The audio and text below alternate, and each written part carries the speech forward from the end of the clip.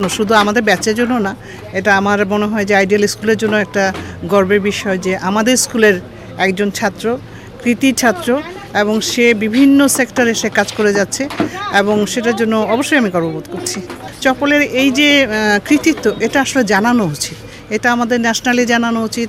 আমাদের ছোট ছোট ফর্মে আমরা যারা আছি, আমরা আমাদের স্টুডেন্ট, আমাদের বন্ধুবান্ধব, তাদের সবাইকে জানানো উচিত, কারণ আসলে না জানলে তো পরবর্তী জেনারেশন জানতে পারবে না, তাদেরকে অবশ্যই জানাতে হবে। অবশ্যই আইডিয়াল স্কুলের প্রাক্তন ছাত্র হিসাবে চপলের জন্য শুভকামনা, দোয়া, এবং আমিও খুব প্রাউড ফিল করি, স্কুলের সবাইও তাই করে। এটাতে চপল অর্জন করছে, সেটার জন্য আমরা একটা অনুষ্ঠান করতে পেরে আমরা খুব আনন্দিত, খুশি, এবং যাতে আরও ভবিষ্যতে চপল আরও ভালো ভালো কোনো পাক, সেই শুভকামনা করছি। চপলের থেকে এর আগেও অনেকে এই ধরনের থেকে শিক্ষা নিছে এবং চপলের সাথে আইডিয়াল স্কুলের অনেক ছাত্ররা জড়িত আছে, যারা নাকি আরও বিভিন্ন ক্রিয়া সেক্টরে তাদের পারফরমেন্সগুলো দেখাইছে, এবং আশা করি যে ভবিষ্যতে আরও ছাত্ররা যেন চপলের ইন্সপিরেশন পায়।